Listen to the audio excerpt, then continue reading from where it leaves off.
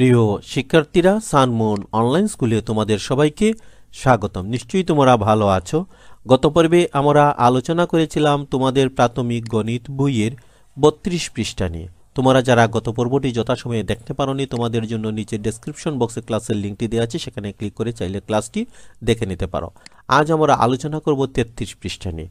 আজকের ক্লাসটি তোমাদের জন্য খুবই গুরুত্বপূর্ণ হবে, কারণ আজ আমরা তোমাদের গণিত বইয়ের অনুশীলনী এর গাণিতিক সমস্যা নিয়ে আলোচনা করব, যেখান থেকে প্রতিনিয়তই পরীক্ষাতে প্রশ্ন আসে। তাই তোমরা যদি পরীক্ষায় ভালো করতে চাও, আজকের পর্বটি অত্যন্ত মনোযোগ দিয়ে দেখবে, শুনবে এবং অনুশীলন করবে। এবার আসো আমরা 33 পৃষ্ঠাটি খুলে নেই। এখানে 4 নম্বর অঙ্কটা আমি পড়ছি, তোমরা মনোযোগ দিয়ে শুনো। একটি গুদামে 8,375 বস্তা চিনি, 11,860 বস্তা গম এবং 12,720 বস্তা চাল আছে। ওই গুদামে মোট কত বস্তা জিনিস আছে? আমাদেরকে কি বের করতে বলা হয়েছে? ওই গুদামে মোট কত বস্তা জিনিস আছে। যখনই তোমরা প্রশ্নের মধ্যে মোট কথাটি লেখা দেখবে, তখনই তোমরা সিদ্ধান্ত নিয়ে নেবে অঙ্কটি যোগ হবে। এবার অঙ্কটি আমরা সমাধান করি। প্রথমে আমরা লিখব চিনি আছে 8,375 বস্তা, নিচে লিখব গম আছে 11,860 বস্তা, তার নিচে লিখব চাল আছে 12,720 বস্তা। এবার আমরা এগুলোকে যোগ করব। মোট জিনিস আছে, প্রথমে আমরা একক স্থানীয় অঙ্ক যোগ করব। একক স্থানে আছে 5 এবং 0 যোগ করলে হয় 5, 5-এর সাথে 0 যোগ করলে 5ই থাকে। এবার দশক স্থানীয় অঙ্ক 7 এবং 6 যোগ করলে হয় 13, 13-এর সাথে 2 যোগ করলে হয় 15, 15-এর কত হবে 5, হাতে থাকবে 1। এবার শতক স্থানীয় অঙ্ক 3 আর হাতের 1 হচ্ছে 4, 4-এর সাথে 8 যোগ করলে হয় 12, 12-এর সাথে 7 যোগ করলে হয় 19, 19-এর কত বসবে 9, হাতে থাকবে কত 1। এবার আমরা হাজার স্থানীয় অঙ্ক 8 আর হাতের 1 হচ্ছে 9, 9-এর সাথে এই 1 যোগ করলে হয় 10, 10-এর সাথে 2 যোগ করলে হয় 12, 12-এর কত বসবে 2, হাতে থাকবে কত 1। এবার আমরা অযুস্থানীয় অঙ্ক 1 এবং 1 যোগ করলে পাই 2, হাতের 1 যোগ করলে হয় 3। মোট জিনিস আছে 32,955 বস্তা। এবার 5 নম্বর অঙ্কটি তোমরা লক্ষ্য করো। এমন একটি সংখ্যা নির্ণয় করো যা 1,543 থেকে 500 বড়। এই অঙ্কটি কোন প্রক্রিয়া হবে? এখানে তোকে বলা হয়েছে কি, এমন একটি সংখ্যা নির্ণয় করো, অর্থাৎ এমন একটি সংখ্যা তোমাদের নির্ণয় করতে হবে যে সংখ্যাটি 1,543 থেকে 500 বড়। এখানে কোন প্রক্রিয়া ব্যবহার করব? আমরা যোগ প্রক্রিয়া। এবার সংখ্যাটি আমরা সমাধান করি। প্রথমেই লিখব আমরা সংখ্যাটি হবে, তো সংখ্যাটি কত হবে? এই যে 1,543 থেকে 500 বড়, আমরা 1,543-এর সাথে 500 যোগ করলেই সংখ্যাটি পেয়ে যাব। আমরা প্রথমে লিখব 1,543 যোগ 500। এবার আমরা যোগ করব। প্রথমে একক স্থানীয় অঙ্ক 3 এবং 0 যোগ করলে আমরা পাই 3, 4 এবং 0 যোগ করলে হয় 4, শতক স্থানীয় অঙ্ক 5 এবং 5 যোগ করলে হয় 10, 10-এর কত বসবে 0, হাতে থাকবে 1। এবারে হাজার স্থানীয় অঙ্ক 1 এবং হাতের 1 যোগ করলে হয় 2, অর্থাৎ সংখ্যাটি হবে 2,043। এবার আমরা 6 নম্বর অঙ্কটি পড়ি। এই অঙ্কটি তোমরা একটু মনোযোগ দিয়ে শুনবে, এটি তোমরা ভুল করো বেশি। 6, 4, 8 ও 0 অঙ্কগুলো মাত্র একবার ব্যবহার করে গঠিত বৃহত্তম ও ক্ষুদ্রতম সংখ্যার পার্থক্য কত? এখানে কি বলা হয়েছে? 6, 4, 8 ও 0 অঙ্কগুলো মাত্র একবার। প্রত্যেকটি অঙ্ক আমরা কতবার ব্যবহার করব? একবার, তার বেশি কিন্তু নয়। ব্যবহার করে গঠিত বৃহত্তম ও ক্ষুদ্রতম সংখ্যা, অর্থাৎ এই সংখ্যাগুলো ব্যবহার করে আমরা বৃহত্তম সংখ্যা গঠন করব এবং ক্ষুদ্রতম সংখ্যা গঠন করব। গঠন করার পর এদের পার্থক্য বের করতে হবে। যখনই কোনো প্রশ্নতে তোমরা পার্থক্য দেখবে, তখন ধরে নিবে অঙ্কটি বিয়োগ হবে। এবার সংখ্যাটি আমরা সমাধান করি। প্রথমে আমরা লিখব বৃহত্তম সংখ্যা, অর্থাৎ এই যে 6, 4, 8 এবং 0 আছে, এই অঙ্কগুলো একবার ব্যবহার করে বৃহত্তম সংখ্যা আমরা গঠন করব। বৃহত্তম মানে কি? সবচেয়ে বড়। তো বড় সংখ্যা গঠন করতে হলে আমরা কি করব? প্রথমে বড় অঙ্কটি লিখব। এখানে সবচেয়ে বড় অঙ্কটি কত? 8, তারপরে হচ্ছে 6, তারপরে হচ্ছে 4, তারপরে হচ্ছে 0। এবার আমরা ক্ষুদ্রতম সংখ্যা লিখব। ক্ষুদ্রতম সংখ্যাটি হবে 4068।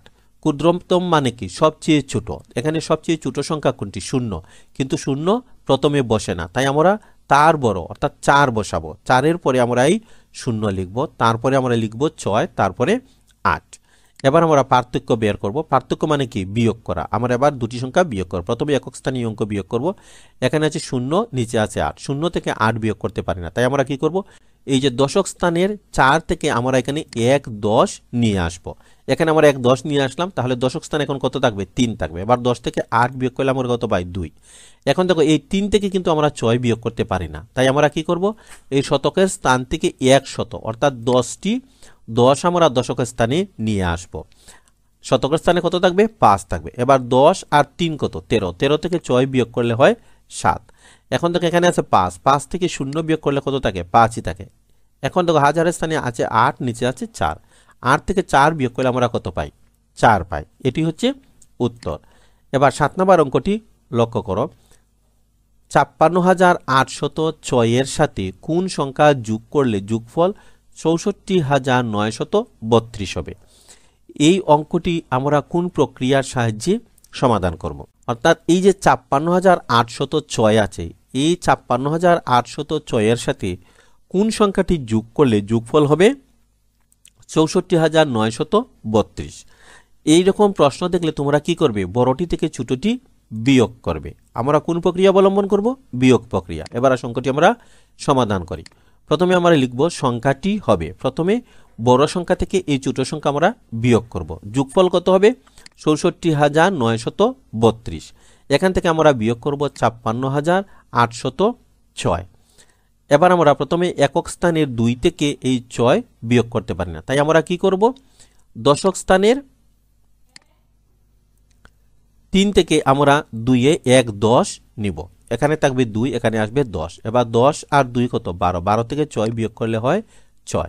এখন দেখো এখানে আছে 2, এই 2 থেকে যদি আমরা 0 বিয়োগ করি তাহলে কত থাকে 2 থাকে। এবার শতক স্থানে এখানে আছে 9, এখানে আছে 8, 9 থেকে 8 বিয়োগ করলে হয় 1।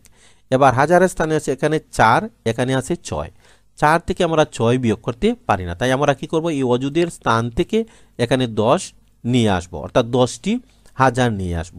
এবার 10 আর 4 কত 14, 14 থেকে যদি আমরা এই 6 বিয়োগ করি তাহলে আমরা কত পাই 8 পাই। এখন এখানে কত আছে 5, এখানেও আছে 5, 5 থেকে 5 বিয়োগ করলে কত হয় 0, বাম দিকে 0 বসে না, তাই সংখ্যাটি কত হবে 8,126। এবার 8 নম্বর অঙ্কটি লক্ষ্য করো, 3টি সংখ্যার যোগফল 84,025, তাদের মধ্যে 2টি সংখ্যা 12,450 এবং 37,865 হলে তৃতীয় সংখ্যাটি কত।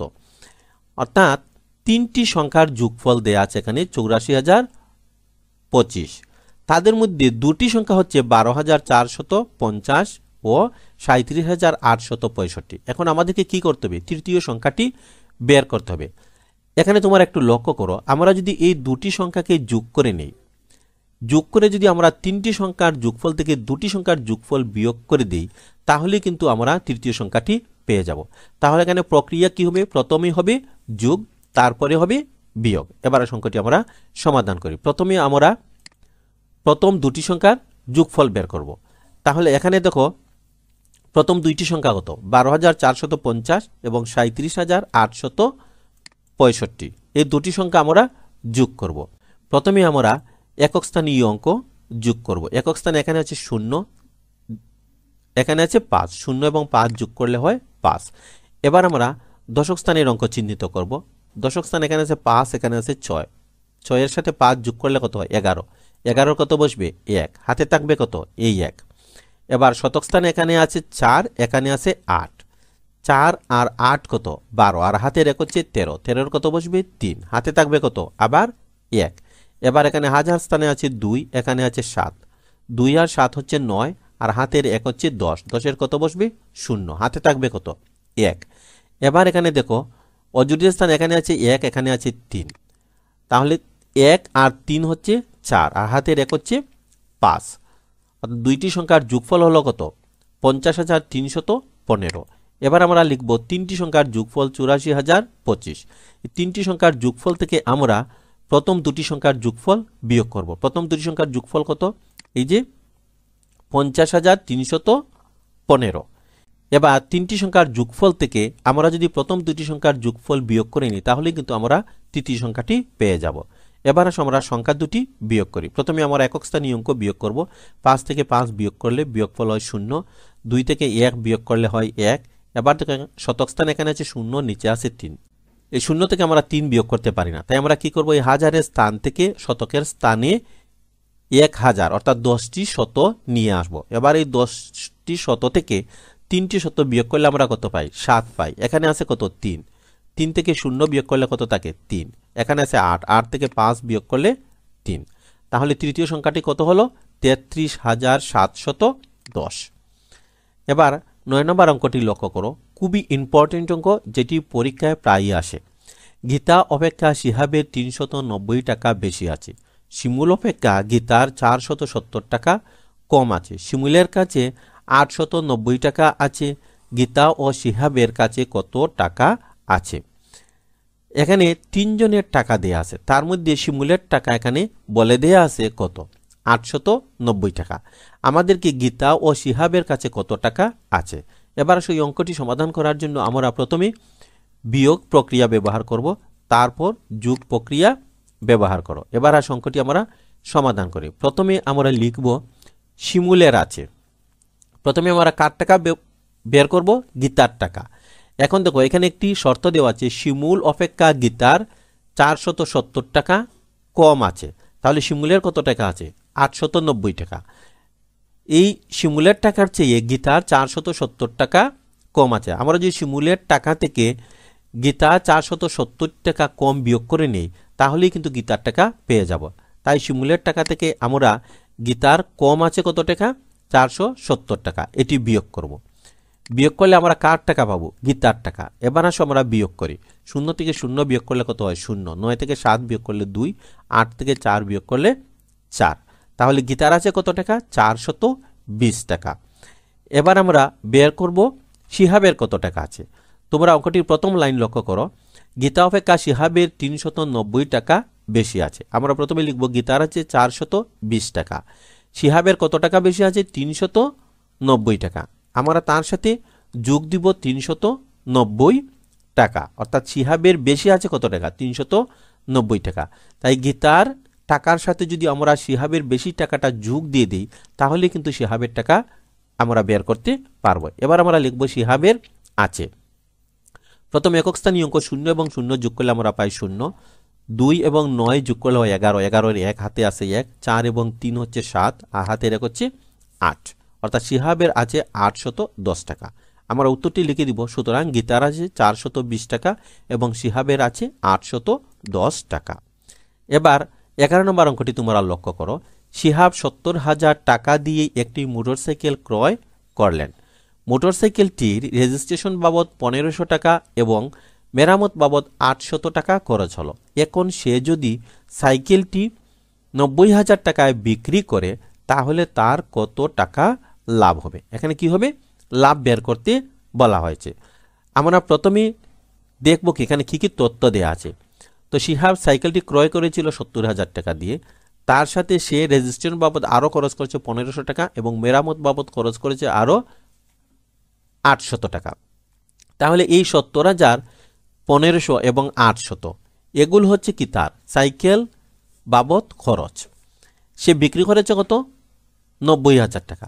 তাই আমরা 70,000, 1,500 এবং 800 যোগ করে যত হবে তত যদি আমরা এই 90,000 থেকে বিয়োগ করে দিই তাহলে কিন্তু আমরা লাভ কত টাকা সেটি বের করতে পারবো। তাহলে প্রথম প্রক্রিয়া এখানে হবে যোগ, তারপরে হবে বিয়োগ। এবার সংখ্যাটি আমরা সমাধান করি। প্রথমে আমরা লিখব মোটরসাইকেলটির ক্রয় মূল্য কত টাকা, 70,000 টাকা। রেজিস্ট্রেশন বাবদ খরচ হলো 1,500 টাকা। মেরামত বাবদ খরচ হলো 800 টাকা। তোমরা এই যে একক স্থানের অঙ্ক একক স্থানে লিখবে, দশক স্থানের অঙ্ক দশক স্থানে লিখবে, এভাবে স্থানীয় মানের ভিত্তিতে অঙ্কগুলো সাজিয়ে নিবে। এবার আসো আমরা মোটরসাইকেল বাবদ মোট খরচ। তাহলে মোটরসাইকেল বাবদ মোট খরচ কত হলো, আমরা এগুলো যোগ করব। এই 3টি শূন্য যোগ করলে আমরা কত পাই, 0। এখানেও কত হবে, 0। এবার এই 0 এবং 5 যোগ করলে হয় 5, 5-এর সাথে 8 যোগ করলে হয় 13, 13, 3 হাতে আসে 1। এবার 0 এবং 1 যোগ করলে হয় 1, হাতের 1 যোগ করলে হয় 2, এখানে 7। অর্থাৎ মোটরসাইকেল বাবদ মোট খরচ হলো কত? 72,300 টাকা। এখন মোটরসাইকেলটি বিক্রি করেছিল কত টাকায়? 90,000 টাকায়। আমরা লিখব মোটরসাইকেলটি বিক্রয় করে 90,000 টাকা। এখানে লিখব মোটরসাইকেল বাবদ মোট খরচ কত হয়েছে? 72,300 টাকা।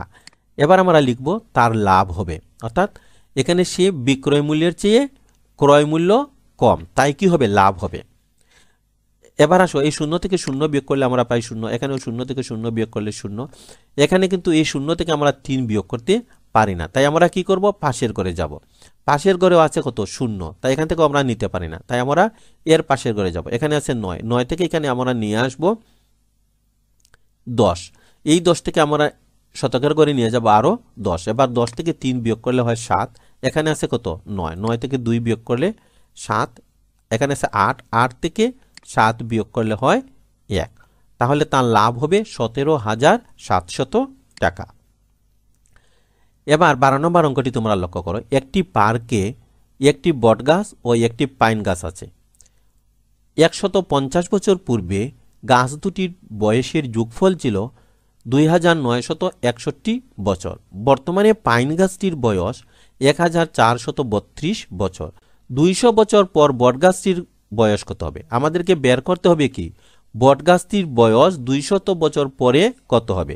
200 বছর পরে বটগাছটির বয়স কত বের করতে হলে আমাদেরকে আগে বের করতে হবে কি বর্তমানে বটগাছটির বয়স কত আছে। এই জন্য আমরা কি করব? আমরা প্রথমে যোগ করব, তারপরে বিয়োগ, তারপরে আবার যোগ। এবার সংখ্যাটি আমরা সমাধান করি। প্রথমে আমরা যোগ কোন অংশ করব, অর্থাৎ আমরা বর্তমানে বের করব গাছ দুটির বয়সের যোগফল। আমরা লিখব 150 বছর পূর্বে গাছ দুটির বয়সের যোগফল ছিল কত? 2,961 বছর। তাহলে বর্তমানে গাছ দুটির বয়স কত হবে? 2,961 বছরের সাথে আরও যোগ হবে 150 যোগ 150। এখানে দুইটি 150 কেন? কারণ গাছ হচ্ছে দুটি, বট গাছ এবং পাইন গাছ, তাই এখানে দুটি গাছের এই বয়সের যোগফল, তাই এখানে দুটি গাছের বয়স যোগ হবে। অর্থাৎ 150 বছর পূর্বে গাছ দুটির বয়স কত ছিল? 2,961 বছর। তাই বর্তমানে পাইন গাছের বয়সের যোগ হবে 150 বছর এবং বট গাছের বয়সের যোগ হবে 150 বছর। তাহলে দুটি গাছের বর্তমান বয়স আমরা বের করতে পারবো। এবার আসো এই সংখ্যাগুলো আমরা যোগ করি। এখানে প্রতিটি সংখ্যার একক স্থানীয় অঙ্ক যোগ করলে আমরা পাই 1 এবং 0, 1, 1-এর সাথে 0 যোগ করলে আমরা পাই 1। এবার আমরা দশক স্থানীয় অঙ্ক যোগ করব। এখানে দশক স্থানে আছে 6, এখানে আছে 5, 6 আর 5 হচ্ছে 11, 11-এর সাথে 5 যোগ করলে হয় 16, 16 কত হবে? 6, হাতে থাকবে কত? 1। এবার শতক স্থানে এখানে আছে 9, এখানে আছে 1, 9 আর 1 হচ্ছে 10, 10 আর 1 11 আর হাতের 1 হচ্ছে 12, 12-এর কত বসবে? 2। এখানে হাজার স্থানে আছে 2 আর হাতের 1 হচ্ছে 3। অর্থাৎ বর্তমানে গাছ দুটির বয়স হবে 3,261 বছর। আমরা বর্তমানে গাছ দুটির বয়স বের করে নিলাম। এবার আমরা বর্তমানে শুধু বটগাছের বয়স কত সেটি আমরা বের করব। তো কিভাবে বের করব? প্রথমে আমরা লিখব বটগাছ ও পাইন গাছের বর্তমান বয়সের যোগফল কত? 3,261 বছর, এই যেটা আমরা বের করলাম। এখান থেকে আমরা বিয়োগ করব পাইন গাছের বর্তমান বয়স।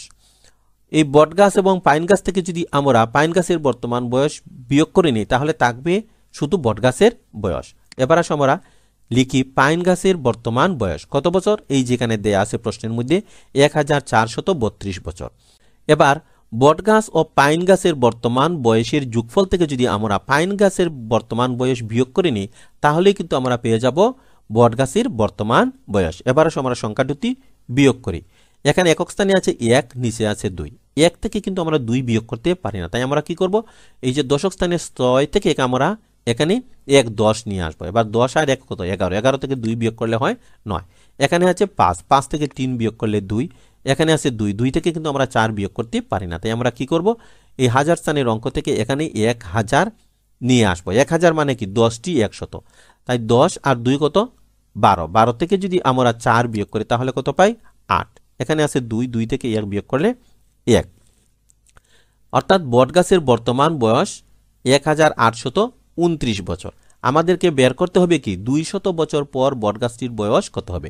এই বর্তমান বয়সের সাথে যদি আমরা 200 বছর যোগ করে নিই তাহলে কিন্তু আমরা 200 বছর পর বটগাছের বয়স কত হবে সেটি পেয়ে যাব। আমরা লিখব 200 বছর পর বটগাছটির বয়স হবে, প্রথমে আমি লিখব বর্তমান বয়স। বর্তমান বয়স কত? 1829 বছর। তার সাথে আমরা যোগ করব 200 বছর। 1829 বছরের সাথে 200 বছর যোগ করলে আমরা কত পাই? 2029 বছর। এটি হচ্ছে উত্তর।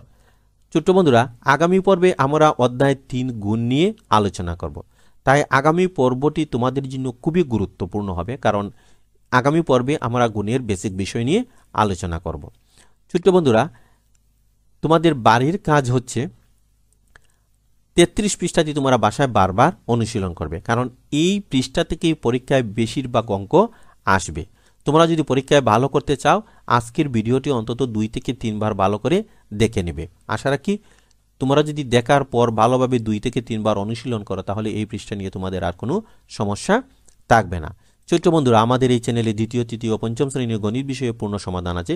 তোমরা যারা দ্বিতীয়, তৃতীয়, পঞ্চম শ্রেণীতে পড়ো তাদেরকে বলবো আমাদের এই চ্যানেলটি একটু ভিজিট করো। ভিজিট করার পর যদি তোমাদের কাছে মনে হয় এই চ্যানেলের ক্লাসগুলো তোমাদের উপকারে আসবে তাহলে বলবো চ্যানেলটি তোমরা সাবস্ক্রাইব করো এবং প্রতিটি ক্লাস অত্যন্ত ধৈর্য ও মনোযোগের সহিত অনুশীলন করো। আশা রাখি গণিত বিষয়ে তোমাদের আর কোনো সমস্যা থাকবে না।